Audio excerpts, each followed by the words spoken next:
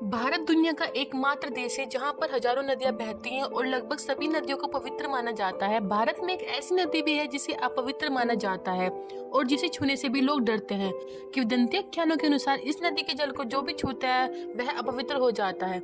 इससे व्यक्ति के सारे पुण्य नष्ट हो जाते हैं और बस पाप ही रह जाते हैं। इस नदी के बारे में कहा जाता है कि काले सांप का कांटा बच सकता है, लेकिन जिस पौधे को यह नदी छू रहे तो समझो उसका मरना तय है, वह फिर कभी हरा नहीं हो सकता। जब भी बारिश होती है तो नदी में यदि एक बार बाढ़ आ जाए तो फिर यह किसी मनुष्य की बलि लेकर ही लौटती है।